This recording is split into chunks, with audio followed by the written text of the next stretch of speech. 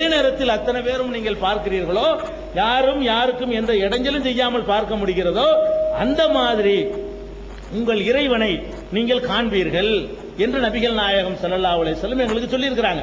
அதனால இறைவனை காண்போம்னு சொல்லிட்டாலேயே அவனுக்கு ஒரு ஒரு சேப்பு இருக்குன்னு அர்த்தம். அவனுக்கு வடிவத்தை காண முடியும், கரண்டை காண முடியுமா, காத்த காண முடியுமா, ஆற்றல் சக்தியை காண முடியுமா? காண முடியும்னு எப்ப சொல்றோமோ அப்ப ஏதோ ஒன்று இருக்குன்னு அர்த்தம். அப்ப இறைவன் அவனுக்கே உரிய முகம், அவனுக்கே உரிய கை, அவனுக்கே உரிய உடல் அமைப்பு, அவனுக்கே உரிய வடிவத்தில் அவன் இருக்கிறான்.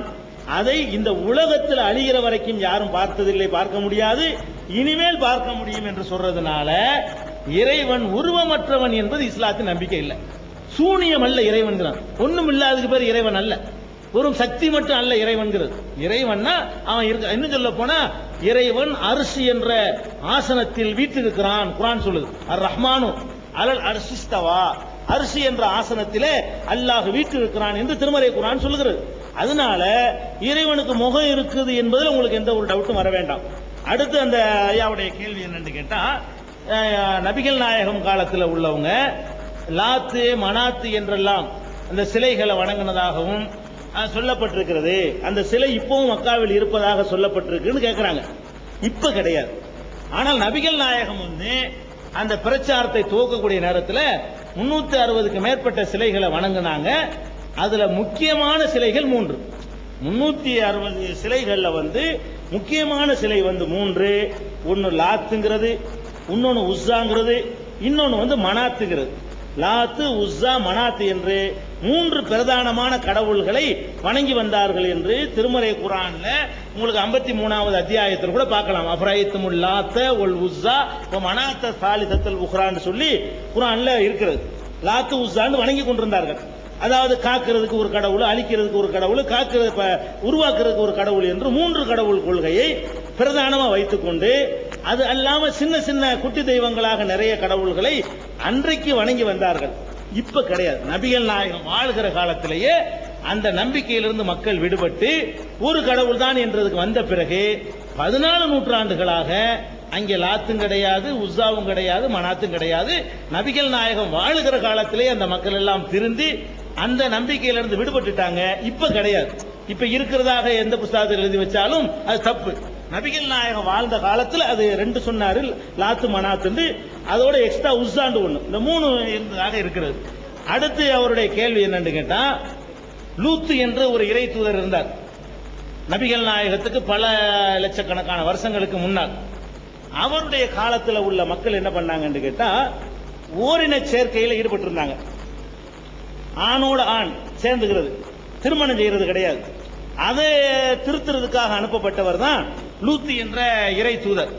ஒரு புஸ்தகத்தில் அவர் படிச்சிருக்காரு. அந்த லூத்துங்கிறவர் இந்தியாவுக்கு வந்தவர் தான் ஒரு புஸ்தகத்தை எழுதி வச்சான். அதை வச்சு அவர் கேட்கிறாரு, அவர் இந்து மத மக்களுக்கு தான் அனுப்பப்பட்டிருக்கிறாரு. லூத்து நபியுடைய, லூத்துங்கிற இறை தூதருடைய சமுதாயம் அது இந்துக்கள் தான் அப்படின்னு அந்த புஸ்தகத்தை எழுதியிருக்குது, அது என்னன்னு கேட்கிறாரு. அது சும்மா ஒரு அனுமானம், அப்படி குர்ஆன்ல சொல்லப்படவில்லை. லூத்து என்பவர் அனுப்பப்பட்ட ஏரியா இந்துஸ்தான் என்று என்ன செய்யப்படல, குர்ஆன்ல சொல்லப்படவில்லை. நபிகள் நாயகம் சொல்லவில்லை. ஒரு புஸ்தகத்தில் ஒருத்தர் எழுதுறாருன்னா அவரா எழுதிக்கிறார். அதுக்கு இஸ்லாம் பொறுப்பேற்காது. லூத்துங்கிற அந்த இறை தூதர் இந்தியாவுக்கு அனுப்பப்பட்டார் என்றோ, இந்தியாவில் உள்ளவங்க அந்த மாதிரி ஹோமோசெக்சுவல்ங்கிறதுல ஈடுபட்டு இருந்தாங்க என்றோ சொன்னார்னு சொன்னா அது போதிய ஆராய்ச்சி இல்லாமல் சொல்லப்பட்டதா இருக்கும், அல்லது காழ்ப்புணர்வுல சொல்லப்பட்டதா இருக்குமே தவிர அது குர்ஆனுடைய ஆதாரத்தின்படி அமைந்தது கிடையாது. குர்ஆன் என்ன சொல்லுதுன்னு கேட்டா, உலகத்தின் எல்லா பகுதிகளுக்கும் இறை தூதர்கள் அனுப்பப்பட்டார்கள். அரபு நாட்டுக்கு தான் அனுப்பப்பட்டார்கள் கிடையாது. உலகத்தில் உள்ள என்ன பிறந்த தமிழ்நாடா, இங்கே நூற்றுக்கணக்கான இறை தூதர்கள் வந்திருப்பாங்க.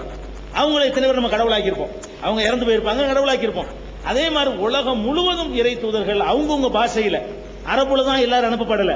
தமிழ் பேசுற மக்களுக்கு தமிழ் தூதர், இந்தி பேசுற இந்தி பின்னாடி உண்டானது புரிஞ்சுக்கிறதுக்காக சொல்றேன். கர்நாடகம் பேசுறவங்களுக்கு கன்னட தூதர், இப்படி இறை தூதர் அனுப்பப்பட்டார்கள். இப்படித்தான் நாங்க நம்பணுமே தவிர இன்ன தூதர் இந்த நாட்டுக்கு அனுப்பப்பட்டார்னு சொல்வதற்கு எந்த ரெக்கார்டும் கிடையாது. அதெல்லாம் கற்பனையா தான் சொல்லப்பட்டிருக்கு, அதை நம்ம ஏத்துக்கிற முடியாது. அந்த புத்தகத்தில் உள்ளது. அடுத்து முஸ்லிம் சகோதரர்களுக்கு மீண்டும் அன்புடன் வேண்டிக் கொள்கிறேன். முஸ்லீம் அல்லாத நம் சகோதரர்கள் வந்து கொண்டே இருக்கிறார்கள். வாலண்டியர்ஸ் உங்களை கேட்டாங்கன்னா தயவு செய்து எழுந்து இடம் கொடுங்க. எழுந்து எந்திரிச்சு இடம் கொடுங்க, ஏன்னா வந்துகிட்டே இருக்காங்க. 5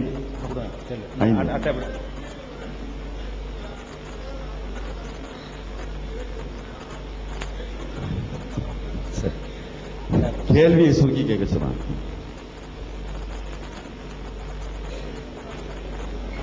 என் பெயர் வி.எம். திருநாவுக்கரசு. பத்திரிகை நிருபராக கடந்த 40 ஆண்டுகளாக பணியாற்றுகிறேன் இந்த ஆம்பூர் மாநகரத்திலே.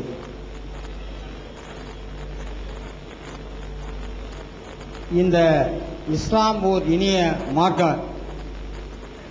விழாவுக்கு என்னுடைய நல்லாசிகள். இந்த ஆம்பூரில் நடக்கிறது ரொம்ப நான் தொலைக்காட்சியில் பார்க்கும்போதெல்லாம் இந்த மாவட்டத்திலே நம் நகரத்திலே நடத்த வேண்டும், இந்த நிகழ்ச்சியை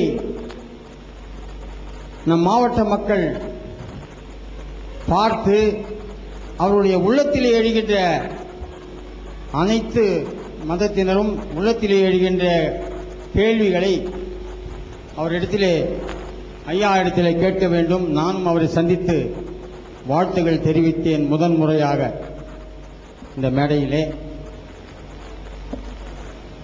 அனைவருக்கும் காலை வணக்கங்கள். இந்த இஸ்லாம் ஒரு இனிய மார்க்கம் நான் ஏற்றுக்கொள்கின்றேன். நம்ம இந்துக்கள் எல்லாம் மசூதியாண்ட போய் குழந்தைக்கு உடம்பு சரியாயில்லைன்னா தொழுதுட்டு வரும்போது எனக்கு கூட எங்கள் பாட்டி எடுத்துன்னு போய் அந்த மசூதியாண்ட நிற்பாங்க.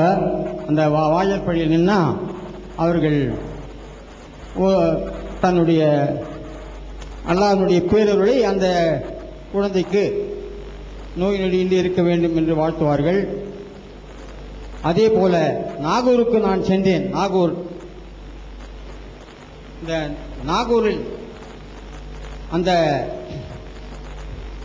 அதை நடத்துகின்ற அறக்கட்டளையின் தலைவர் அவர்கள், நான் தினத்தந்தி பத்திரிகையின் நிருபரையா என்று சொன்னவனே என்னை அழைத்துக் கொண்டு போய் மெயில், அவர் கையிலே மெயில் ஒன்றாக இணைத்திருந்தார். அதை வாழ்த்தி 2 கையிலும் அங்கே பூந்தி கொடுத்து என்னை உற்சாகப்படுத்தி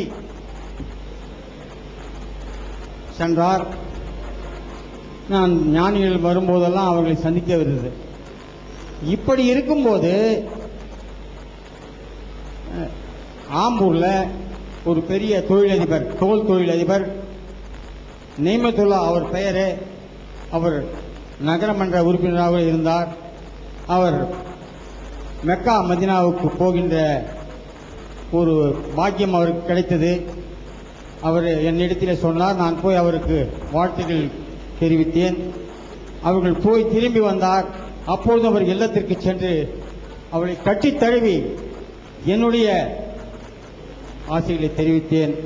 அவர் ஒரு சிறிய பாட்டிலில் தண்ணீரும் ஒரு பேரிச்சம்பழத்தையும் என்னிடத்திலே கொடுத்தார். நான் பெற்றுக்கொண்டேன்.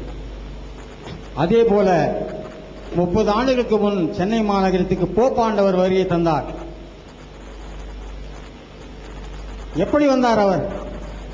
வி.ஜி. பன்னீர்தாஸ் சகோதரர்கள் முதன்முறையாக இந்தியாவுக்கு, அது தமிழகத்திற்கு, சென்னை மாநகரத்துக்கு அவரை அழைத்துக் கொண்டு வந்து மெரினா கடற்கரையிலே முதலாக 200 தொலைக்காட்சி பெட்டிகளை அங்கே வைத்து அந்த போப்பாண்டவர் எல்லோருக்கும் ஆசி வழங்க வேண்டும், இந்து, முஸ்லிம், கிறிஸ்துவர் எல்லா இனத்தார்